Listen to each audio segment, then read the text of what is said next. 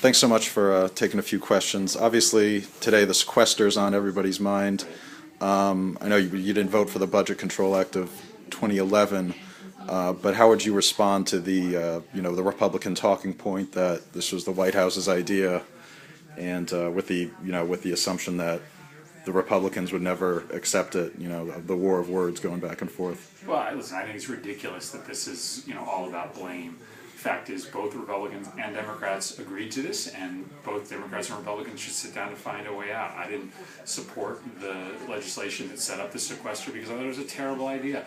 And I just abhor basically doing legislation by taking hostages or by setting up manufactured crises. So I think Republicans and Democrats should get together, either just put this off altogether or find a reasonable combination of spending cuts and revenue increases to replace it.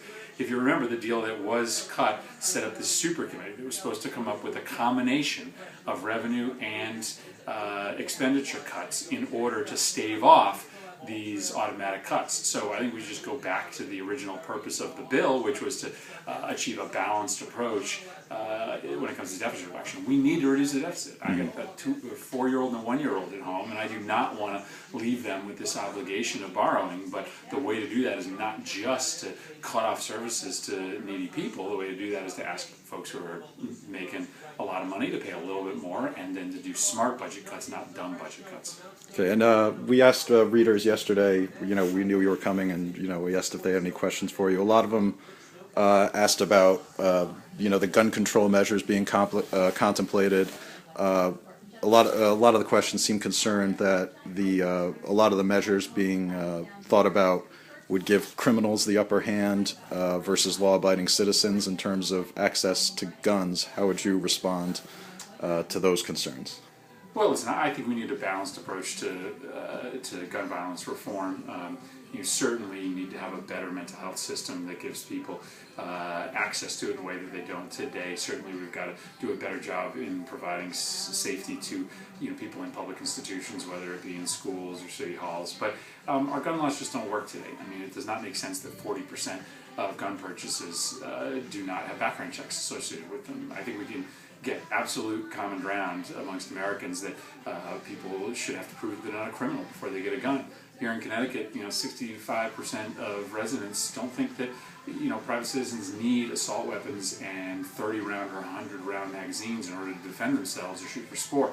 There's still plenty of weapons available to private citizens who do want to defend themselves, even if you can't get your hands on a very dangerous military-style assault weapon. So, I think that this country changed after Newtown. I'm going to do everything within my power to make sure that we don't ever see a community have to go through what Newtown is still going through today, and that's going to involve a comprehensive approach, and frankly one that will not take anybody's Second Amendment rights away. I mean, I'm a supporter of the Second Amendment. I'm just a supporter of the real Second Amendment, which has always allowed for us to have limitations on that right, just like we have limitations on every other right in the Bill of Rights. All right, and finally, obviously you walked around downtown Derby today. How do you think you could help bring job growth back to the Valley, Connecticut and the Valley specifically? Well, we just have to have a laser-like focus of the federal government on these small post-industrial cities. The fact is that there are success stories here. There are businesses that are doing well. There's restaurants that are thriving, but they need some help from the government. One of my pet peeves is that the tax burden when it comes to businesses tends to fall on the backs of small businesses, while big multinational corporations often pay nothing in taxes to the federal government. I think we need just a radical shift of business taxes away from small businesses onto larger businesses who, largely they're following the law. They're not violating the laws, but the tax code allows them to pay a much smaller percentage of their income than a lot of small businesses do. So that's what we heard a lot from today.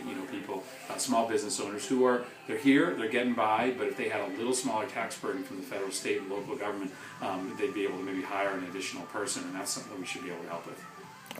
All right, thanks.